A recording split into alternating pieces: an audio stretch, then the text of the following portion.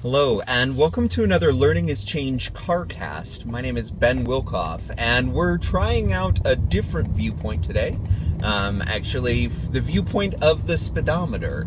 So I will be keeping my hands on the wheel, but you may see some interference from the steering wheel as I turn and what have you. But today I wanted to take an opportunity to sort of expand upon a conversation that I was having with Jessica Raleigh yesterday.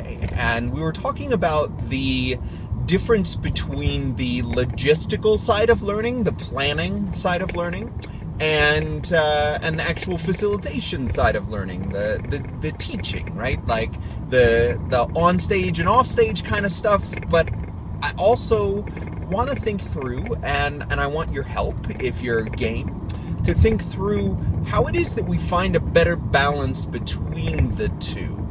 So what ends up happening a lot of times, we get sucked into the logistical side of planning for what the learning is, and then perhaps the learning side, the facilitation, the stuff where you're actually in front of students or adult learners, kind of falls flat or doesn't feel like all of the planning was worth it. Or you focus so much on the facilitation side of things that the resources and the needs, the logistical needs of the learners are just not being met.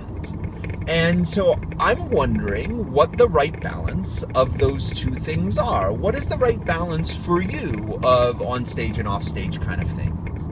What is the right balance for you of logistical planning, lesson planning, agenda, like where you're actually writing out or thinking about the process by which you facilitate or learn?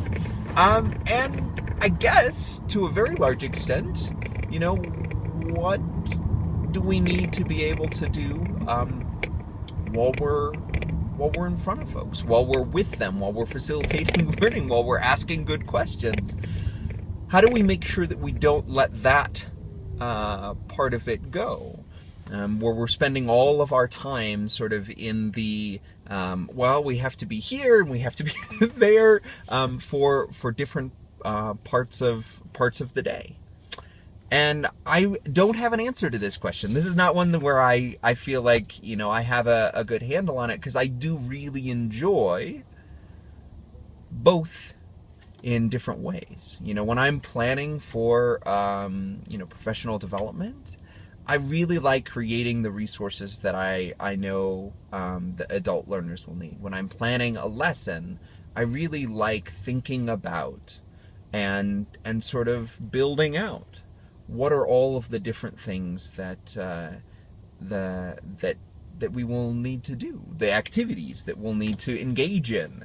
But I guess for me, the actual fun of it is in the moment of learning, right? Whether that's online or it's face to face, but that moment of learning where I am asking an honest question and receiving more questions back or response, or digging in deeper to the resource that we're talking about and that we've created together.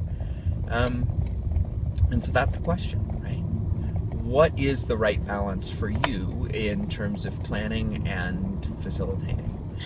What is the right balance for you in terms of the lesson plans before you get into the classroom, and then the classroom itself? And is there a right balance for everyone, or is it just sort of singular? Like, my balance is a ratio of 4 hours planning to 1 hour of actual teaching, and is that sort of enough? And perhaps are some of the planning experiences actually learning for yourself and teaching yourself? And is that then part of the experience of teaching? Sort of where you are the learner when you are planning, and then you are then imparting learning or facilitating that learning to others during the event. And so I want to know. I want to know what you're thinking around this, because I haven't settled on anything. And there's so much that's here, so much rich sort of ideas around what does planning for learning look like, and then what does learning look like. And so I'm interested in how you see that continuum or that progression happening. And I guess, this hidden sub-question of, is it okay just to plan, where you are the one planning for someone else?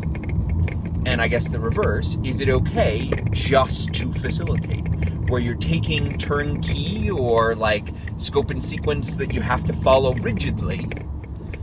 Is it okay to do one or the other, or is the entire progression required for everyone in order to actually have that successful learning experience?